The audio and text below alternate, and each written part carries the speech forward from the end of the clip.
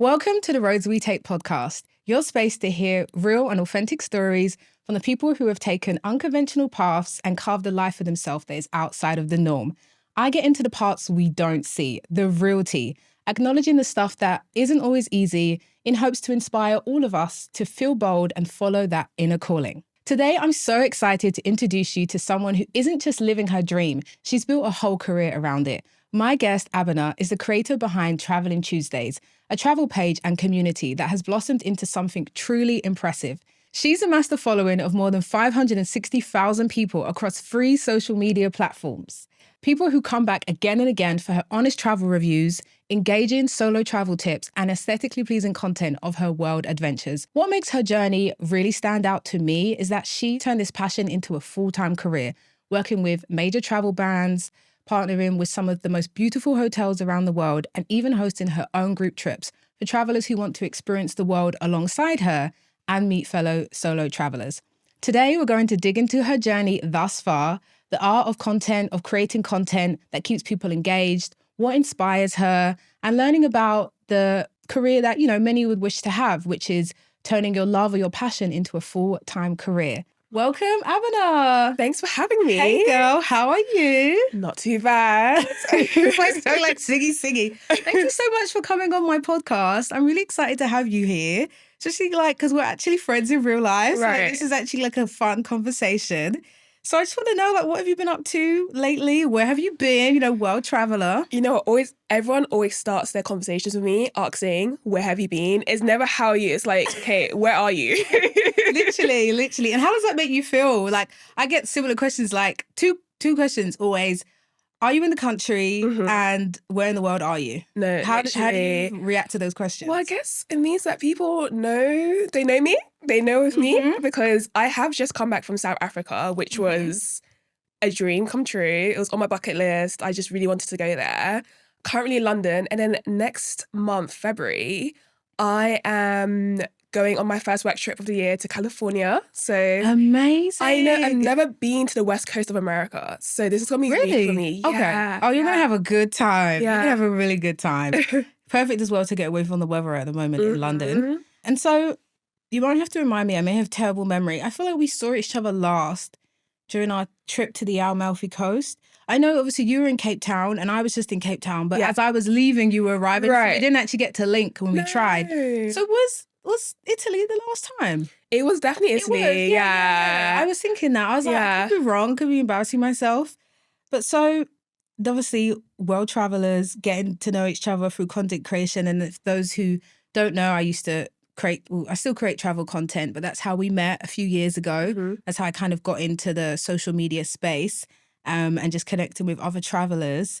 And I feel like we first connected, it has to be before 2021 because I remember we met during the pandemic. Yeah, I remember that too. But do you know what year we actually, because we started following each other, but I don't know when. So I started following you in 2019. I do remember that. Really? That was when it was photos only, and you had that was my bag. Good content. Photos is my bag. Yeah. I'm not even gonna lie. The minute that we switched over to short form content like Reels and TikTok, I knew I was like, oh yeah, I'm not keeping up with the girls because I'm a photo girl. Yeah. I feel like I've gotten better with Reels and TikTok, but you kill that. Photos and videos, and that's what we're gonna get into.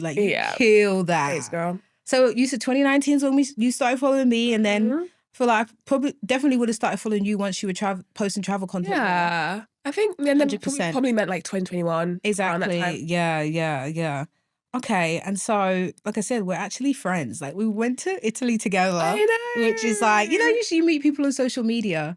And it's kind of do they actually hang out? What kind of vibe is it? But I'm like, no, that's my girl. Literally. We actually, when we were messaging in South Africa, I was like, oh, I actually want to try and see her, but I couldn't. Oh, but you know what? I feel like people that travel are like that. We are just so much more open to making new connections. Exactly. Actually hanging out, Yeah. How many countries would you say you've been to now? It's been 50. Girl! 50. Come on!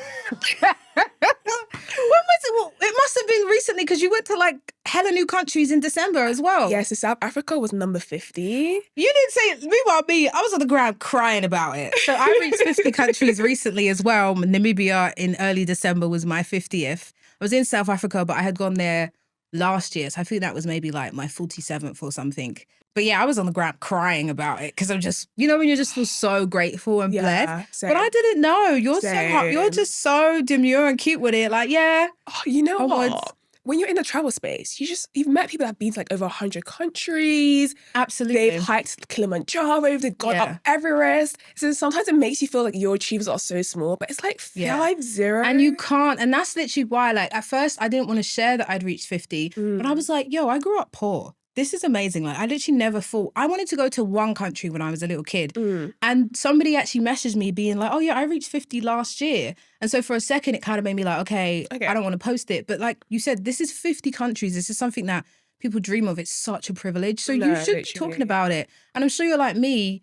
For up until last year, I didn't even know that I was near 50. Like, I literally would just travel. I'm not someone who's like, I want to do a country. I just travel. But then when I was at 48, I was like, okay, I could at least get to 50, like 30th year. So was that for you? Like, were you counting? Were you even aware of it? So at some point, I didn't want to count my countries anymore because you know how we love repeating countries? So I don't want to feel bad for repeating places I've loved, I want to go back to. But then I use this app to like track where I've been. And when I realized I was like on 49, 48, then I was like, you know what? Let's get there. That was it for me. And of course, it's like, why not? Like, but I love that you were just demure about it. But girl, like, your accomplishments are huge. And don't allow anybody who've done more than you to make you feel like you shouldn't share them and be proud of them. Because for the one person that messaged me being like, oh, I achieved it last year, there were loads of people being like, wow, that's so amazing. I've been following you since you started. Or I also want to do that. You inspire me. Like, and we'll get into, of course, how much you inspire people, of course. Thank you. And so you were saying, like, with traveling, being travelers, you're super open to connections. But like, what would you say your personality type is like? I want to get into, before we get into your main journey, I want to get into a bit more about Abena. So are you introverted, extroverted, ambivert? What's your vibe when you travel? A deep introvert.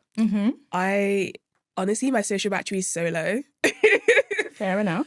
Maybe that's why I love solo traveling, but Yeah. And it's so interesting because I can never call myself 100% introvert. It's like impossible. But I'm closer to extrovert, but I love solo travel. I'd say I'm more of an ambivert. Like, I can work a room, but I recharge by myself. Whereas most extroverts, they recharge in a room. I'm like, okay, this was cute, guys, but leave me alone now. And so it's interesting, like, being kind of ish on different sides of a spectrum or whatever, like that we both enjoy solo travel and connect on that. And it's also interesting. I feel like a lot of my friends are introverted or kind of like extroverted as well. And so I think us getting along is because I'm like, you're like, okay. You know, and the energies, they work in sync together. Exactly. And so, like I said, like, you've just been killing it on social media since we met. Like, amazing. Like, your photographic style, I know you're into photography, not just creating content as well. And the following that you've managed to create with that is just incredible. But like, before all of that, you know, like, what were you like? What were you like growing up?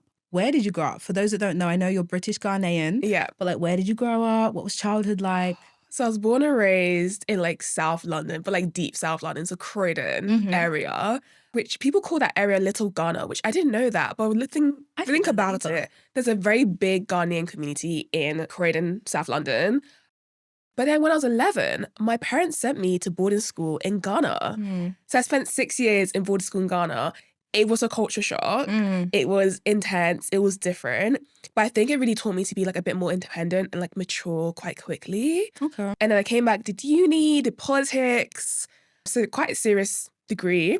I don't think people expect that when they like look at me as a travel girl. Worked in corporate for a bit and then here I am. Here you are now, yeah. Quit my job and I'm traveling. Oh, wait, okay. And we're going to get into that. Oh, yeah. Boarding school. Girl. Can I just... How was that?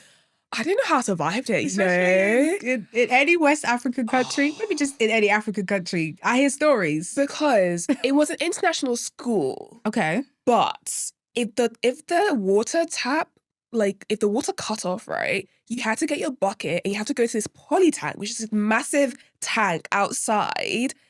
and go like fill up your bucket and then carry that heavy bucket all the way back to the bathroom and hope that you can like bath with it without the water finishing.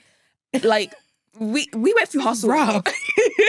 Damn, girl. Well, look at you. It built strength, hopefully. Yeah, clearly. A little trauma, but some strength as well.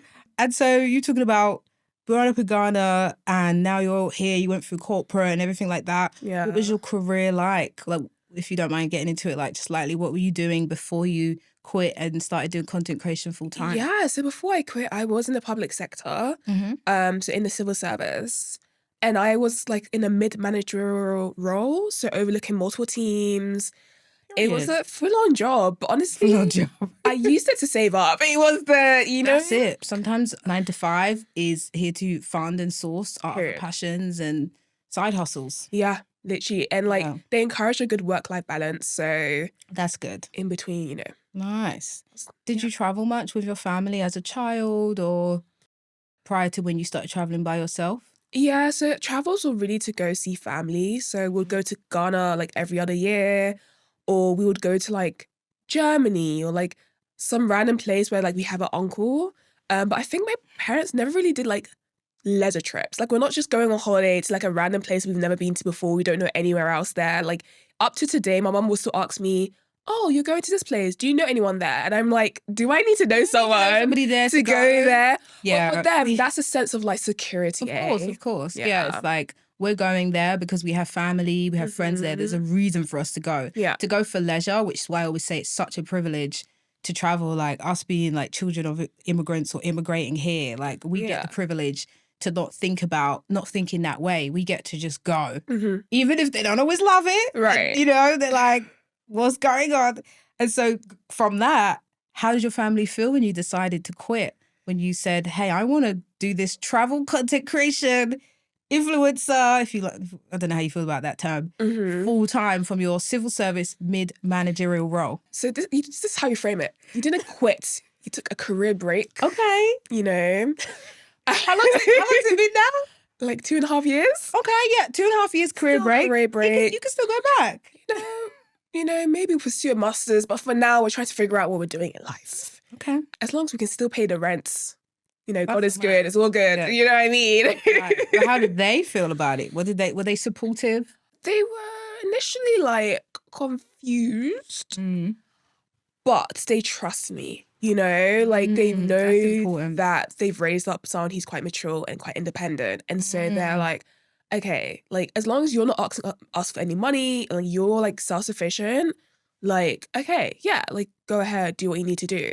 That's really nice. I think especially for a lot of us that can relate growing up in Black families, African, Caribbean, wherever we're from, just, you know, sometimes having parents that have really high expectations and you saying, okay, I'm going to take a time off to travel can feel like they're just like, okay, but what? What do you mean? And so it's nice that they actually trusted you. Like that is actually beautiful. And can I say, I feel like they can only talk from what they know, you know? Of even course. up to today, like telling people that get paid to travel, it's still for some people like, how are you even doing that? It's a really new thing. Yeah. Like, you know how people have been doing like the 10-year challenge thing lately, looking at where we were in 2016? Yeah. I'm like, because I started posting in 2017, so it's been 9 years.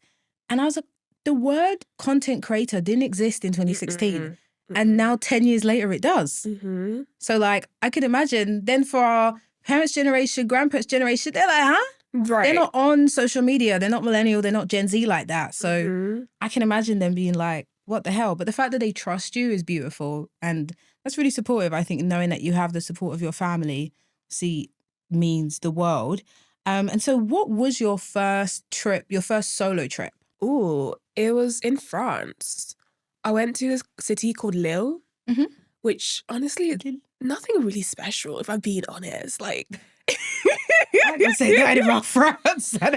No, as in terms of like, you know, when people say France, I think Paris. Like, like all this. Most French towns are low-key just meh.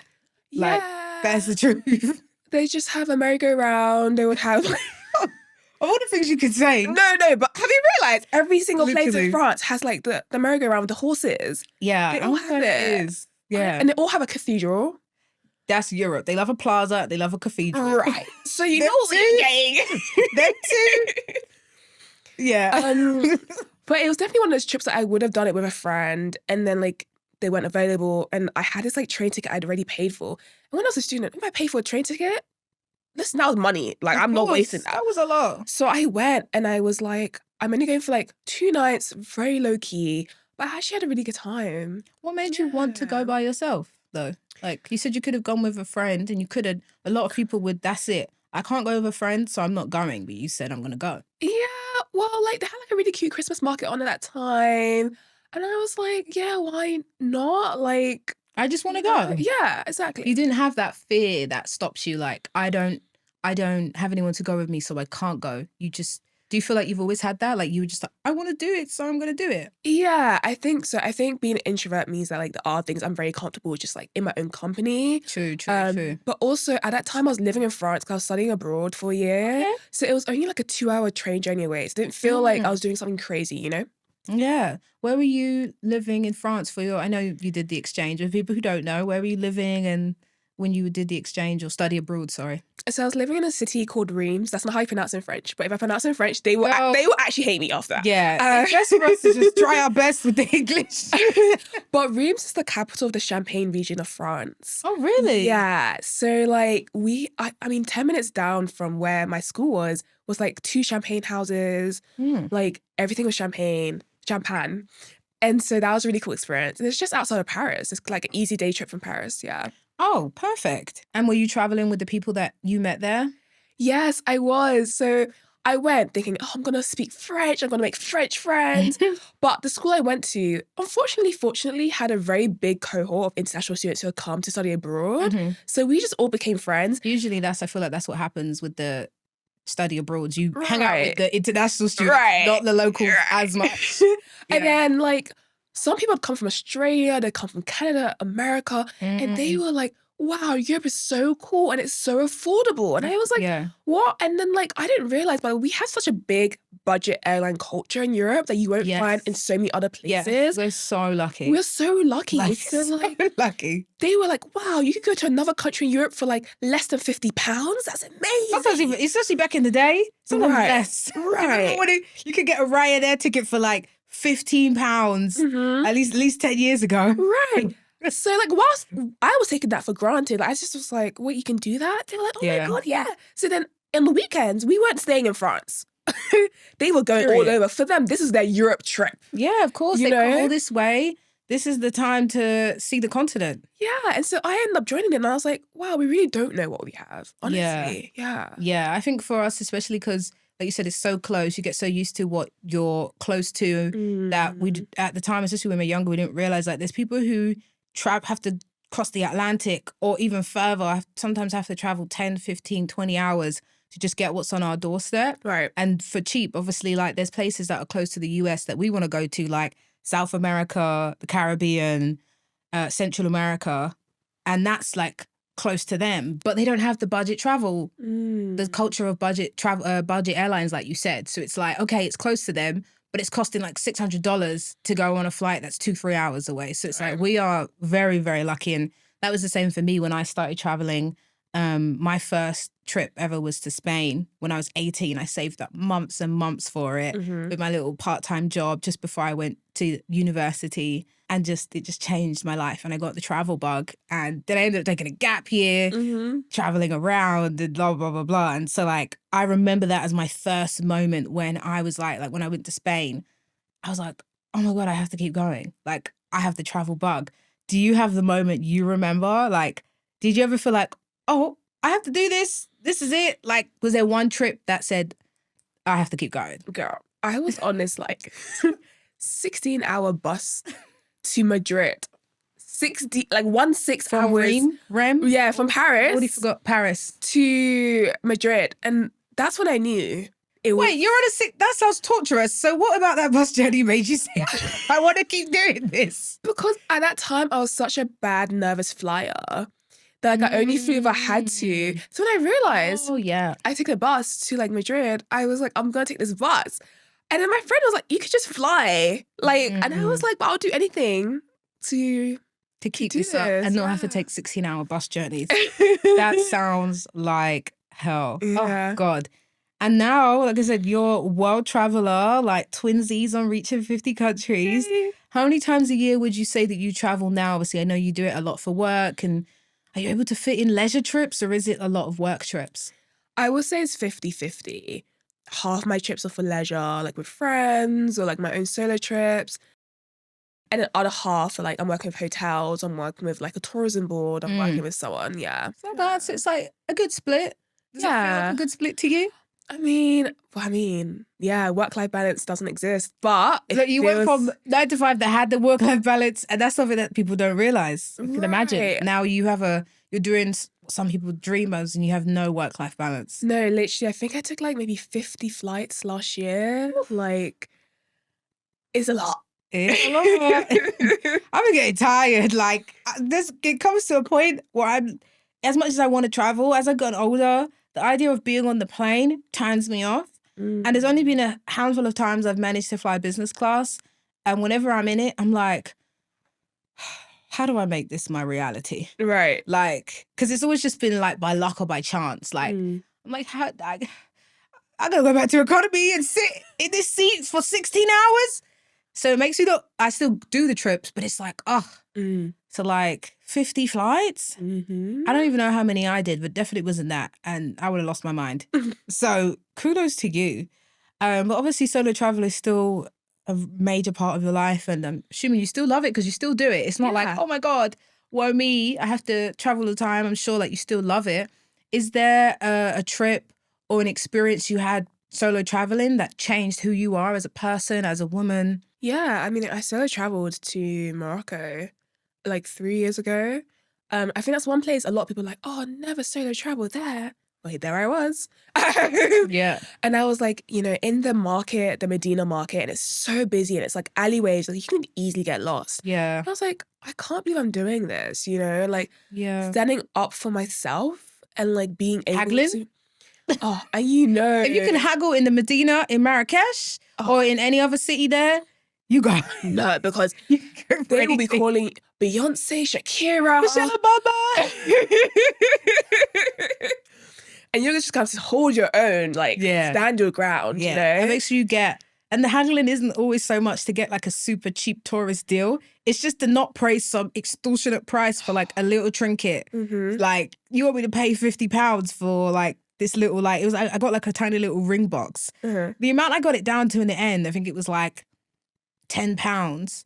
And I'm like, yo, what was that price before? Right. The guy was just laughing. Most of I was just laughing. Like, it's like, thanks. Yeah, no, I feel you. Crazy, man. Like, okay. So yeah, I really love getting into these parts about you and who you are. I feel like it paints a really good picture in terms of like what you're doing now. And like I said in the intro, you've amassed a following of, I was adding it up, over 560,000 followers in total, but majority are on TikTok and Instagram. And I think 10 or 11,000 is on YouTube. When I say those numbers to you, I think it was like 300,000 for Instagram, 257,000 for TikTok. When I say those numbers to you, how does that make you feel? Like, I don't want to freak you out. There's many people press follow. Like, that's crazy. I can't remember the last time I added it up. So here you are. I'm even surprised myself. Like, yo, well done. And, in this day and age, like, that's a crazy achievement. Yeah, no, thank you. When I look at my notifications every day, I'm like, wow, like, it's not just numbers, hey, it's like people. And I know you must be overwhelmed because even me, just with my following, which is nothing near yours, the DMs be overwhelming with people asking questions. It's overwhelming. So with yours, the fact that we even managed to talk to each other is amazing. The fact that you must be flooded. Like, how you even see your friends' messages. No, literally, like, sometimes I will message someone, I'm so sorry. I'm only just seen this and it's been weeks, Yeah. Oh, God. But still, just like, for what you're doing is just amazing. And one of the reasons I started posting travel content was to show people, myself, a Black woman traveling out in the world, solo, living life, not being afraid, being that representation that I wanted to see. And so you doing it now and like, you are I'm pretty confident because I was like looking, one of the only Black travel content creators in the UK. Yeah. Like who are doing it. Obviously there's people who are doing it at all different levels, but like you are like one of the biggest. Obviously I know a few others as well, but like you're really like one of the biggest, and like that's huge. You know, even in the US there's not loads. Obviously US is a bigger market, there's more money over there. Right. But so you being like one of the recognizable faces of Black British travel content creators, that's such an achievement. And I hope you're really proud of you. As your friend I am, like that's incredible. Yeah, I'm really proud of myself. I'm also really proud of people like yourself and others who are pushing through the travel content. I'm kind of ditched, not gonna lie. You know, I never worked a lifestyle. I have a podcast, I have businesses. But that's how I started. Like you said, like I started that way. Like I said, that kind of TikTok and Reels, I think I said, let's pass the torch. But you know, but I'm still posting. I'm still trying. Yeah. I think it's one of the hardest niches. Honestly, I think it's really. They want to see the cutesy girls really on the little what are those boats called in Thailand, in the PP Islands? Oh, the long tail boats. Yeah, they want to see those cutesy girls, the slim girls. You know how they look. The white girls, if we're being real, on the boats. That's what is getting the millions and millions and millions of views, and they're getting the money and the sponsorships and the brand deals, and so having like any of that piece of the pie for us to now represent ourselves, just to show people, like other people who look like us. I don't want to walk around a town somewhere and be like the only Black person there. I want to see all of us there living, enjoying ourselves, trying out foods, going to the market. If you want to do luxury travel, if you want to do budget travel, I just want us to be there. And so I think it's so good and just great that it's a shame that there's only a handful, like I've said, but I love that still it's just happening and that you're doing it and that you're going for it. Do you ever feel like any pressure because you're so few? You're one of the few Black British travel content creators, or just Black travel content creators? I think I don't feel too much pressure. I think I resist being put in a box. I think that a lot of people have opinions about what Black travelers can and cannot do. And I refuse to kind of like, you know, push into stereotypes. You know, Black people do luxury travel, okay?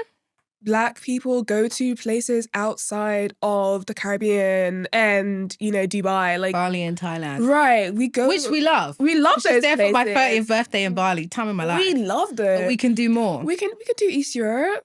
We can do Australia. Like we can go to all these other places, you know. So exactly. Let's not. We hike too. We're outdoors. Love a hike. Too. Yeah. So I think it's like being careful not to have that pressure of like, I'm not going here because you know we're not over there or we don't see us there. But I think also, to your point, you saying that also allows other people to see, because you know, a lot of Black people were always going to be like, is it safe there? Right. Do they like Black people there? You know, it's a question we always see online. And it's a valid question. Right.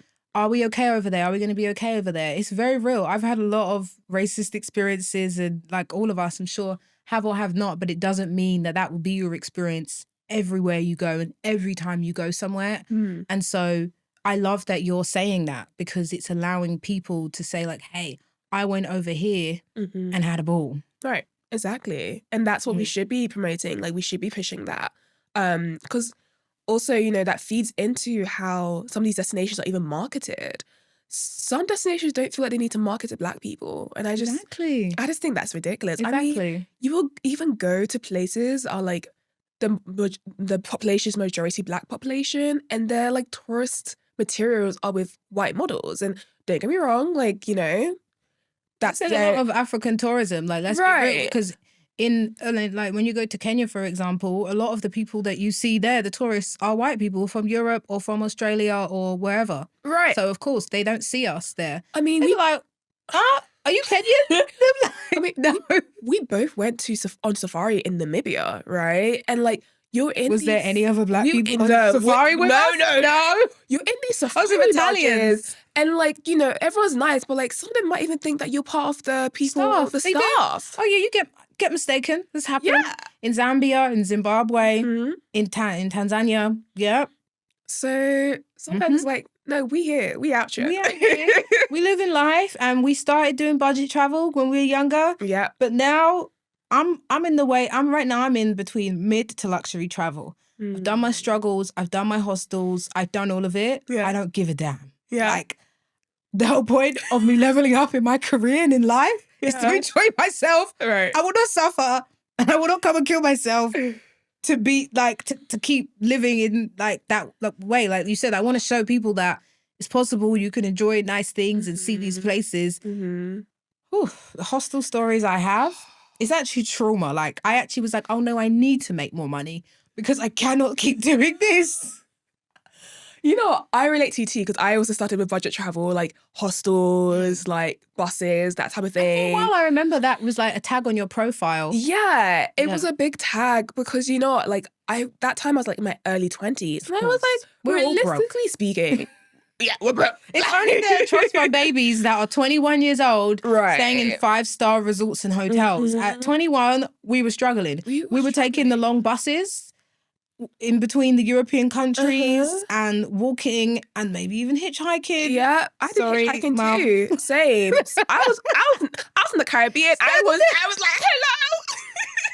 Being, you know, struggling trying to get to places where maybe we should have stayed our ass at home, but we were young and broke and had no responsibilities. And that was fun at the time, as you said. Absolutely. You level up. And you know, I feel like we're at the stage sometimes where people are like, I can only do travel if it looks this way. And I think if you're at a stage where maybe you can't afford like a super luxurious hotel, there are options out there for you, you know? So and that's so important that you're saying that, because I definitely think as well, like with social media and with following content creators or just people who have money and are sharing their lives, we end up feeling like if we aren't doing it their way, we shouldn't be posting it. Right. And that's why it's really important when I post my travel stories to be so real.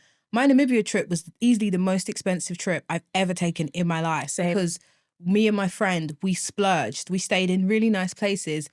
But I posted that because I spent so much money when I was on that trip. On the last day of the trip, I took a shuttle. I got my ass on a bus and paid $45 to take a 4-hour journey because the day before I'd spent hundreds on a transfer and was like, I'm not too good for a bus. Right. It was a comfortable bus. There were only 4 people on the whole minivan. But I'm going to be real about it. Like, just because I can do this, I can also do this. The next trip I go on, I'm not going to spend as much. It may not, the hotel or accommodation may not be aesthetically pleasing. Yeah. And sometimes I agree with you. Like, some of my trips, I might have like a couple of nights in a super luxurious place. And then the night before, you know, if I'm going to sleep in an airport hotel, it's just an airport hotel. Like, I'm just there to put my head down for a few hours and I'm off. Literally, you know? as long as it's clean. Period. Like, sometimes that's all you need. Like, it's okay to do variety and mix it up and not keep up with, what do they say, the Joneses or social media. Like, just, Okay, and so what would you say, why did you start posting? So we're talking about your content creation, but like, why did you start? What inspired you to start sharing your travels? Well, it was really my friends, you know, like when I came back from my year abroad in France and I finished up my degree, I would tell my friends, oh, let's go on a weekend trip to like somewhere in Europe and let's try and find, you know, cheap budget tickets and like try and make it work. And like no one was interested. Everyone was like, I'm focused on my career, like don't have time for traveling. And I just felt like I want to inspire people to travel whilst they're still young.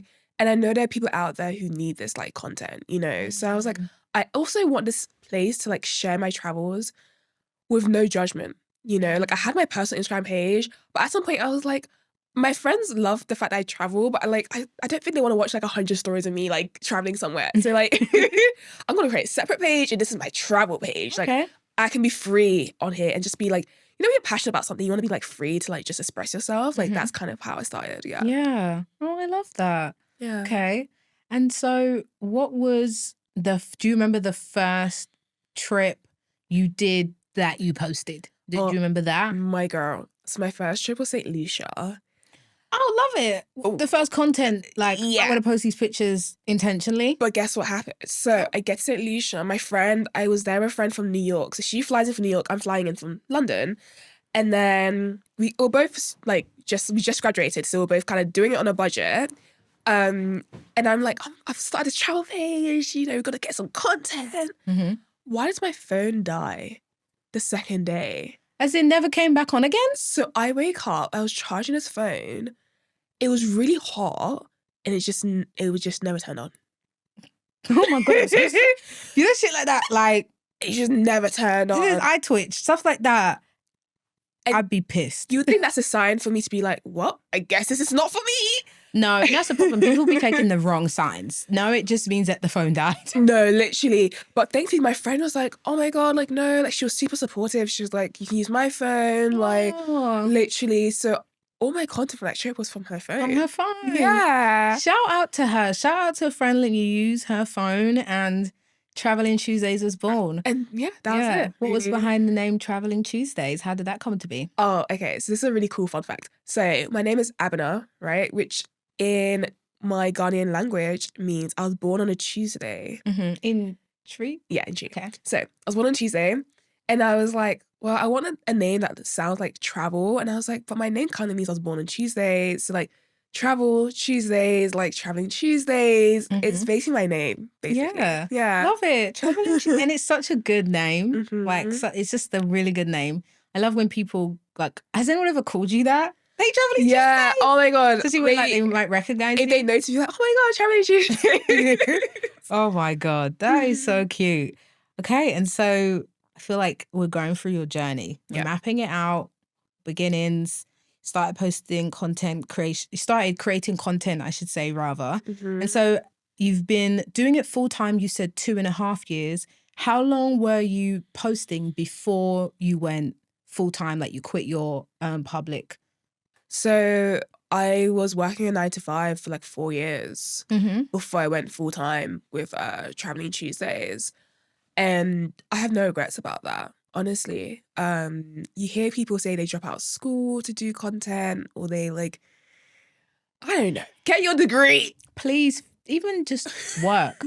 Please just wait a second Yeah. before you quit. Like, let there be proof that you can sustain yourself. Yeah. And one thing I've just learned through my youth, not even through doing content, like just in my youth, let's make sure that we have at least 6 months to a year of expenses before we are quitting. Because I had we'll talk about this in another episode by myself, but I had a business that was very successful. I got very excited and didn't save up and quit my job. Which one was that one?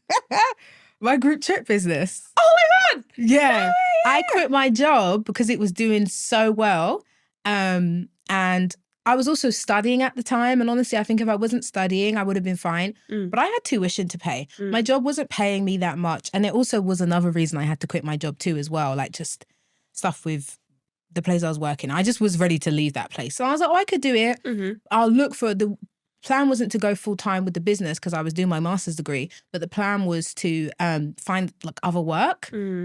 And then I just got comfortable. And so I say all that to say, just let's make sure that we're having 6 months to a year of expenses saved before we go all in on that, make that side hustle full time. Because I think it's great to take that leap and it's so important, but let's be responsible. Yeah, I had like 5 figures saved before I took the leap. Good. 100%.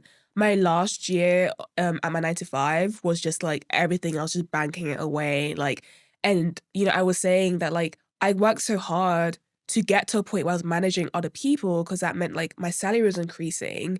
And sometimes it's like work hard at your side hustle or work hard at your 9 to 5, earn those promotions to get that money you need to then be saving to travel or to pursue this passion. Right, have a plan. Yeah. And even if you don't necessarily, I'm not even going to act like I'm Miss Plan because I'm not.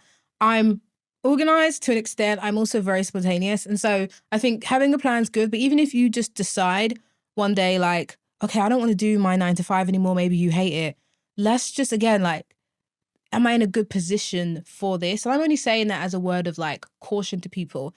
I do also believe like things will work out. Yeah. If you don't have 6 months saved up, maybe you have a few, but like you have backup plans. Like in that way, I think it's okay to not have it all planned out, but like you've always had in mind, one day I want to finish this, so let me start plotting. That would just be, I feel like auntie saying this, but that would be my advice to younger people, or even just people who are starting out and want to do it, they could even be my age, I feel like. You know, it's like, just be careful. You have to be careful. And I agree with what you say. Like, it doesn't even have to be like a full year. But like for me, for example, my backup was like I had a really good network when I left my job. Like, and I'm still in touch with like some of my directors and my colleagues. And you know, your network is your like you know. I get what you're It's trying to like say. Your net worth is your net worth. Or is it your net worth is your net worth? Either way, you get what I'm trying to say. Either way, they work both ways. Like, I mean, you know, it's so important, and like Yeah. having that reputation, so that if, you know, God forbid, it didn't work out, I knew I could go back. You know, so that is so important. Like, really important. Just know, even if you just know, like, don't be too prideful to take a little side job or part-time job if like you're doing it and you're like running out of money while you're still doing it. And so what was the moment when you were creating content that you said, I can do this full time? Well, the moment was when I had to ask my work for 1 month extra leave on top of what I already had. I think I had like 30 days of leave a year, which is like 6 weeks off. And actually that 1 year I had to take 10 weeks off work. Because I was getting all these inquiries in of people saying, hey, we'd love to host you like at our destination, we'll pay you. And I was like, I'm saying no to such dream opportunities. And I was like, oh no, you know. And the thing is like, I love my career. I think a lot of people say they hate their job, so that's why they left and did content. But like, I actually love my days. Actually, the idea of leaving was really hard. But I think for me, it was like, I left when I was 25. I am still young, right? Like, I can do this travel thing for multiple years, and my career will always be here. They'll always need someone doing this job, right? But I don't know if I'd have these travel opportunities in 10 years' time. I don't even know if content creation will still be a thing in 10 years' time. I mean, AI and, you know. Literally, they're coming for us. So I was like, I'm still young. I don't have many responsibilities, and I'm getting opportunities. I want to grab them. And, you know, gone are the days where you stayed in one job for like 30 years, you never left, blah, blah. Yeah, because people in the civil service love to do that. They stay in jobs forever, which I get it because of the benefits and job stability, but honestly, you can do other things. Now I feel like when you jump around a bit and you experience different things, you actually are enriching yourself even more. Yeah, you know? and it helps you even like maybe even get a higher salary, more experience, something new. Yeah, I think that's really important. Like, and that is, I feel like we're getting into the crux of the podcast, the Roads We Take podcast, really seeing an opportunity in front of you and just taking that jump. Be saying like, I don't want to miss out on this. Like, it's such a blessing to have an opportunity like that where you're having requests to go on these brand trips or go to these countries or places to do work with brands or partnerships and whatnot. And so I love that you went for that. Did you ever have fear when you made that decision? Did you ever feel hesitant? I know maybe it sounded like a no-brainer, but was there anything that you felt was holding you back? Any uncertainty? I think the uncertainty was just like not knowing what it feels like to be a freelancer, and just a fear of like money stability. As I said, I saved up a lot of money, but I think it was because of the fear of like, will I go broke? And also maybe even the shame of going broke or the shame of it not working out. Like, when you having to tell people like, right, like, because also, you know, if you quit your job to do a side hustle, it's like maybe you and your family, your friends know like what you're doing. When you quit your job to do content creation, you have strangers on the internet who are following you, who are following this journey. So you're telling them, I'm full-time now. Right. So then you have, you know, in my case, I have hundreds of thousands of people who are watching me, and that feels like quite a big stage to fail on. So that was quite scary. Yeah. God, I can imagine like I think that's scary for anybody to take that leap. You have these opportunities in front of you, but I don't know how often they're going to come. I don't know if they're going to increase. And obviously they did 2.5 years later. It's amazing. It's continued. But so I think it's really important for people to hear that you had all those doubts and you still went for it. And that is about this podcast, you know, like this is what I want to hear about, your road less traveled. And so I want to like keep getting into this because I love hearing about people making these decisions and going down those unconventional and paths. And so as you are traveling around the world and you're doing this, have you ever had moments whilst you're doing the job, this job, the well, you could call it a job. Yeah. Career. Like, as you're doing this career, you're like, I don't know about this. Like, have you had any really difficult moments as a full-time content creator? What do you prefer? The word influencer is a bit corny to me, content creator, yeah. it is like, you are influencing people though. I hope you know that. Yes, I am aware. But yeah, content creator.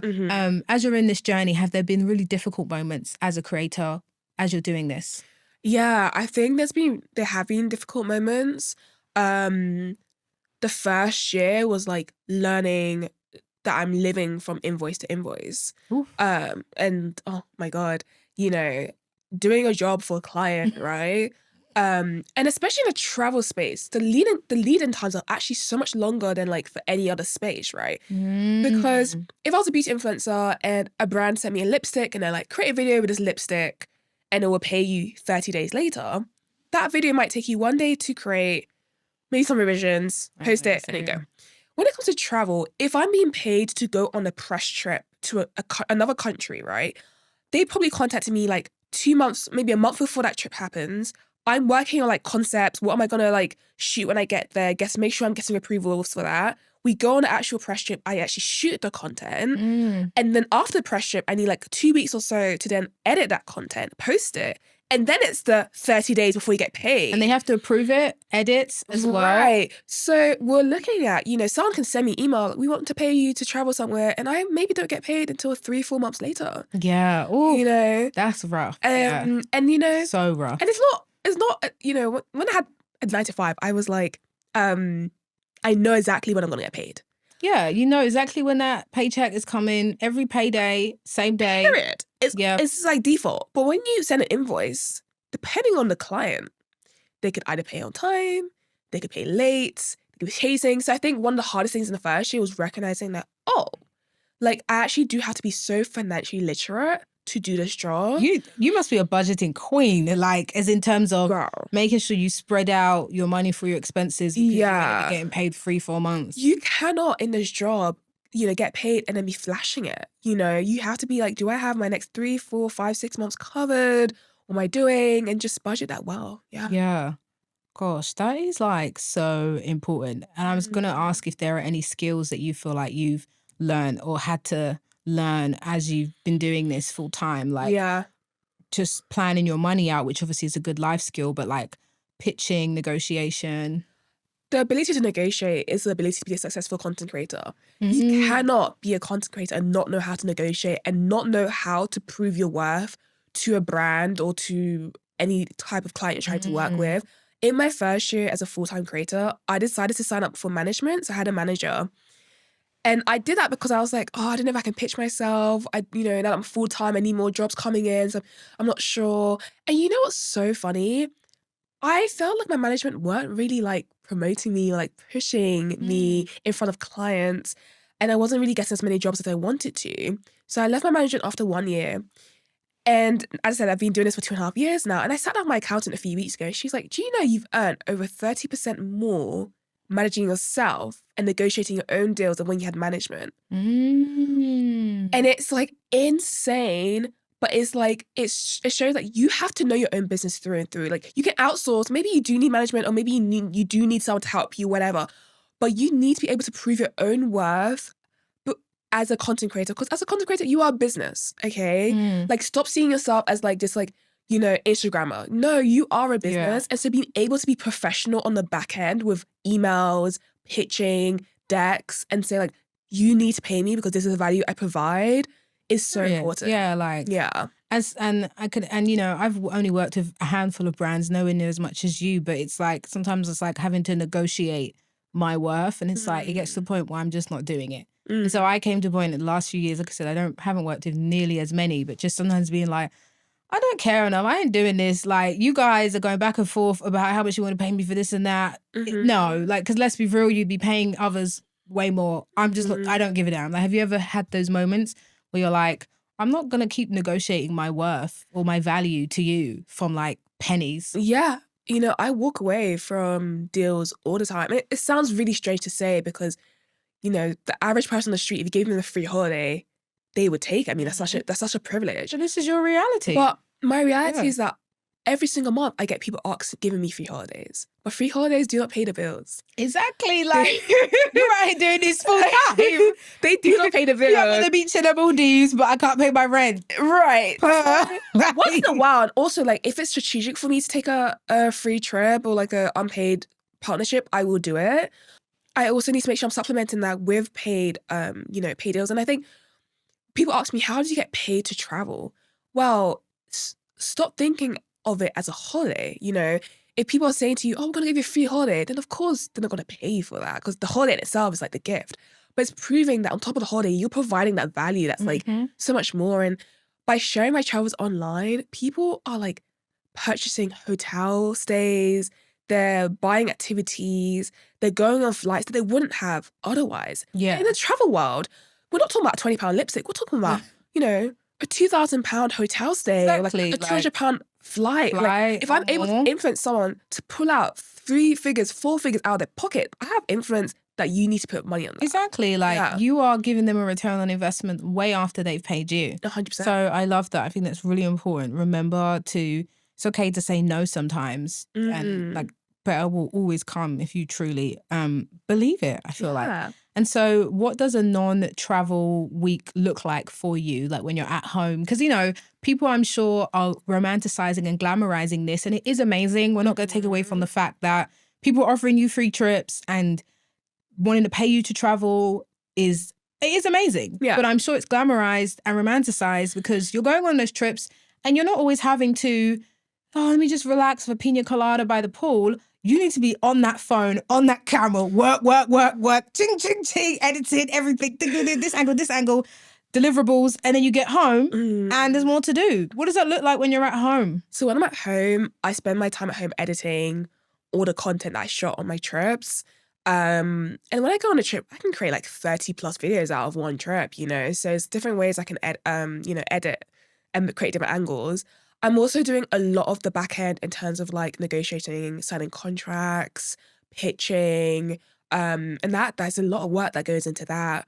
Also, when I'm at home, it gives me the opportunity to push out different parts of my business. So like as a content creator, it's always good to have like, you know, different pots you're dipping your fingers into. And for me, like my group trip business is a really big part of what I do now. So planning. I love that you're doing that. I know. I'd have retired from them. Might be back one day, but I love that you're doing that. Like, yeah. facts. And the ones you just launched recently, well done. Yeah, but you know, so for people that don't know, like I also host and run group trips for people to come and join and travel with me. And this year we have like 6 international trips that we're running. That's amazing. Plus some domestic day trips as well in the UK. I've been wanting to join you when you do those. You do. I need to tap in. Yeah, this year when we release the calendar, and you can come in. But all that takes planning. So it's just being at home, it's like planning for the next trips and then editing the former trips and just making sure admin is done. So like I had an hour call with my accountant the last 2 days ago and like stuff like that. Yeah. Amazing. And so like there's people who want to travel with you and hang out with you based on and off of the content you post because of the experiences that you're showing them and how you show it to them. Obviously, you're so good at photography and knowing what will look aesthetically pleasing as well. And I'll definitely make sure to put up some more photos and everything of your photos to see your editing style. But what would you say you enjoy most about content creation and photography? Oh, you know what? I love being able to show like unique angles to whatever destination I'm going to. So in the planning phase, I love like, oh my God, this is a really cute cafe, or this is really, really cool like nature place that like I feel like I haven't really seen out there. And then when I'm going, I like being creative in the way I shoot that place. So maybe like with my transitions or like my angles, just showing something, different, or like being that person that wake up and go for sunrise because it's like that sunrise, the orange glow.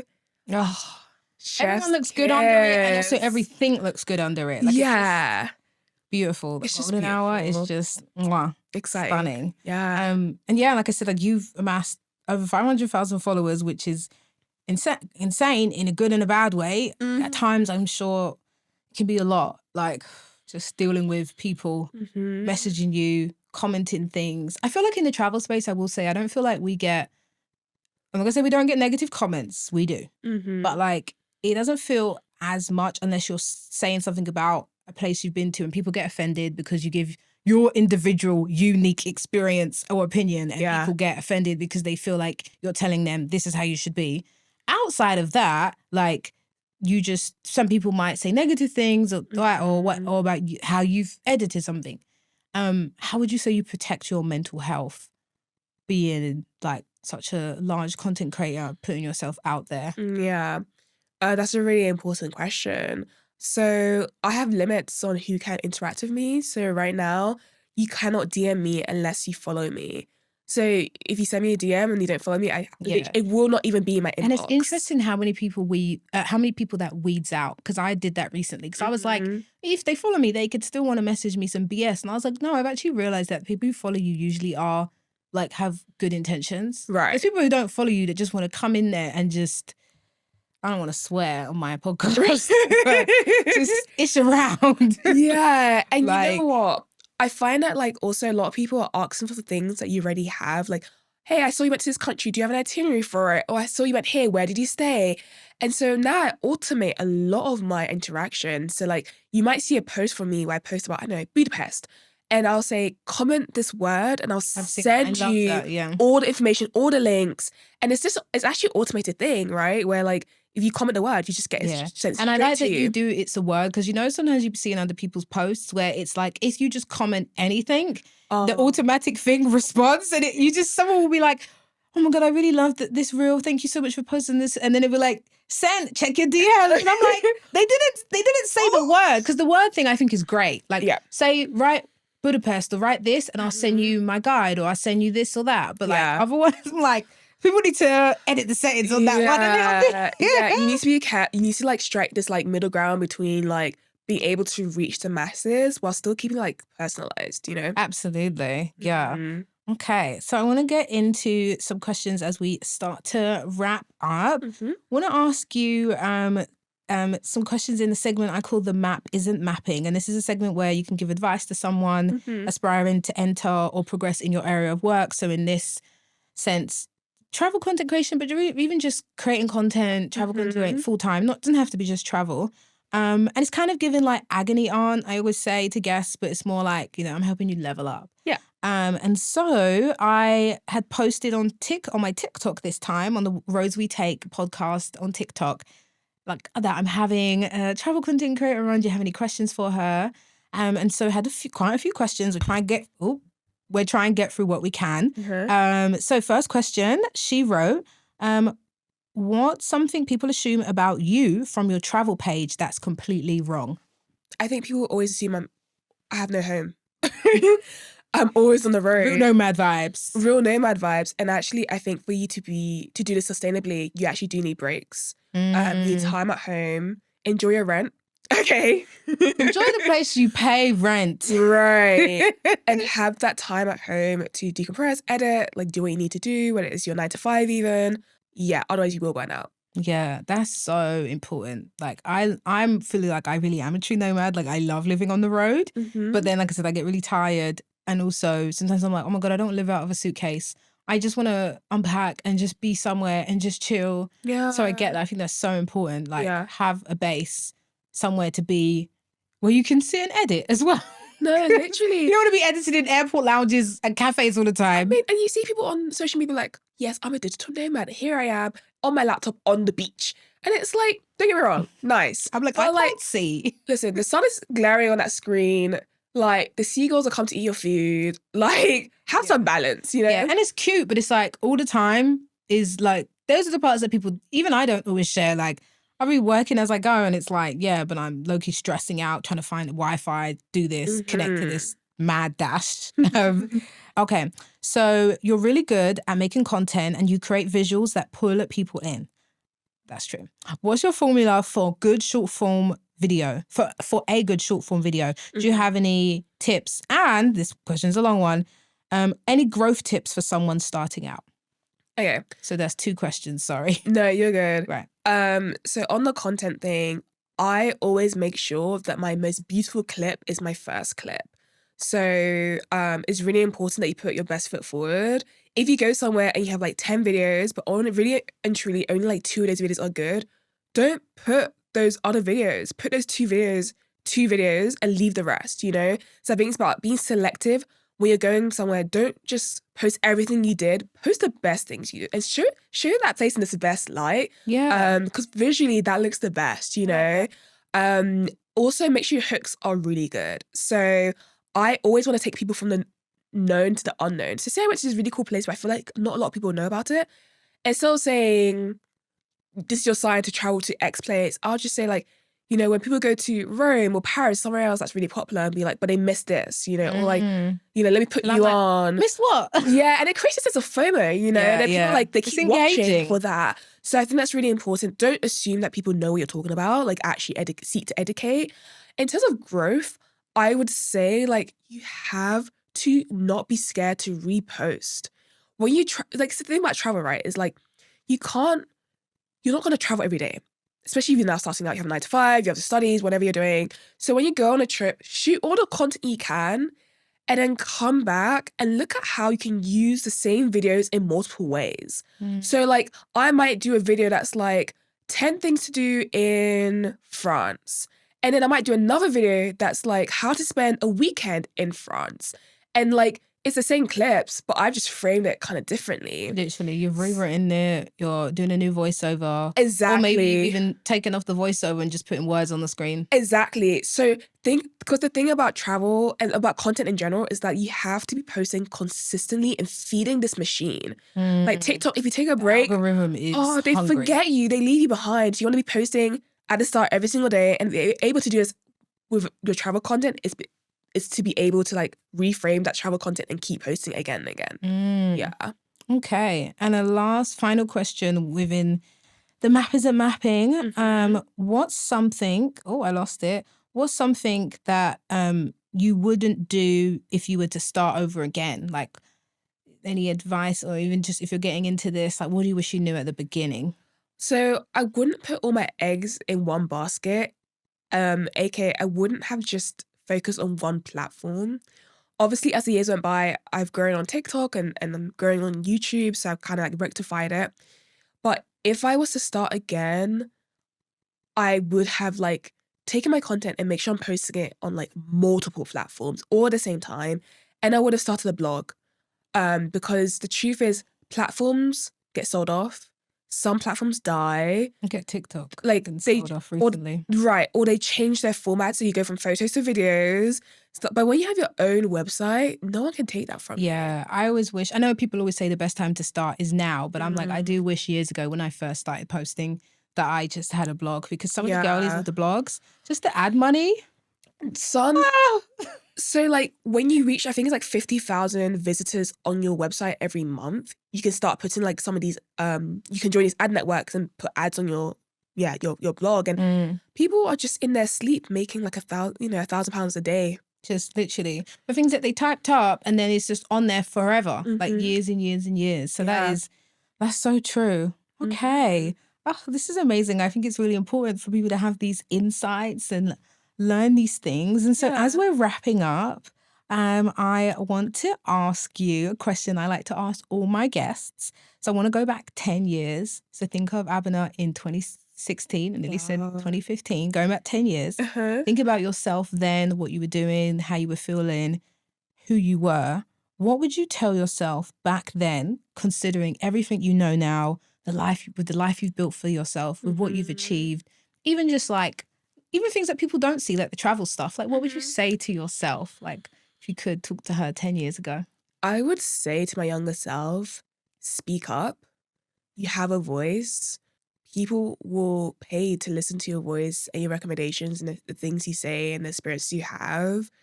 I would literally say to her, like, it will all work out. Like you take these leaps of faith and it works out. Like you don't need to overthink it, over worry about it, and have fun with it, because I honestly never imagined that I would be like traveling the world and this would be my job. Like, what a blessing. So grateful. Girl, I'm an emotional girl. You're gonna make me cry. Like that is like I love hearing that. I love hearing that reflection and that you went for it, you took that leap. just beautiful. Yeah. Talking of fun, you just said, let's quickly do some rapid fire to close out. So I'm going to ask you some questions. We have a few and you're just going to try not to think about it. Just answer it. And then we'll be on our way. Okay. So first question, window, seat or aisle? And what does it say about you? Window seat, because I want to see the views. If you're on the aisle, I assume you just need to use the bathroom every 5 minutes. That's me, because I used to be a window seat girl for the comfort and the views, but now I don't even use it every 5 minutes, but I just want to be able to get up when I want to get up. Yeah. So, okay, I see that. What's one destination that completely surprised you? Saudi Arabia. Same, you know? Saudi Arabia. Yeah, I feel that. What's the traveling pet peeve you have? Of me or someone else doing it? Other people doing it. Oh my God, don't take off your shoes and your socks on the plate and your bare feet are just out there. Bare feet, no. But what about taking off shoes and putting on some slippers? No, because that's me. No, okay. No, but keep it classy, okay? Put on your slippers, put on your nice socks. Yeah. Bare feet is just... Bare feet that's a bit, yeah. And the shoes I know we all pay to be here, but yeah, and have some awareness when you stink. Right. What's your airport personality? Super early, smooth sailing, chaotic, or last minute sprinter? Last minute sprinter. Oh my God, same. Yeah. Well, I'm in between chaotic and last minute sprinter. But why are you like that? I wouldn't have expected that about you. No, because we don't need all that time. I think that's a travel thing. When you travel so much, you actually realize that you don't need that much time. You can estimate how much for this and that. Sometimes it does mess up and you're sprinting, but like, you make it. Keep it efficient. You make it, like, period. How many flights have you missed? I'm adding that question. 0. Oh, period. 0. I've missed one in my life from like traveling God knows how many times, but that's because I literally just overslept my alarm, which is rare. Okay, girl, thank you so much for coming on to my podcast. I had so many more questions here, but I definitely didn't want to go over too much. I feel like definitely could just have you back, which would be amazing. That'd be great. Like, genuinely, I feel like there's so much more we could get into and so much more I could ask you. But like, genuinely, thank you for coming. It's just so nice to chat about travel. Thanks for having me. For people to learn more about you. But where can people find you if they don't already know where you are? And do you have anything coming up that you want to share or... Yeah, so people can find me at Traveling Tuesdays on most like social media platforms, so Instagram, TikTok, YouTube. Make sure the traveling is with 2 L's. We're in the UK. Yeah. Traveling has 2 L's, not 1. 2 L's. And if you want to join any of my group trips, I host women-only curated group trips, small groups, like-minded people. You will find me at Traveling Tuesdays Trips on Instagram. Amazing. And your trips genuinely look good. Like the itinerary is... Mwah. Okay, well, thank you so much. And thank you so much for watching the Roads We Take podcast. See you next time. Bye. Bye.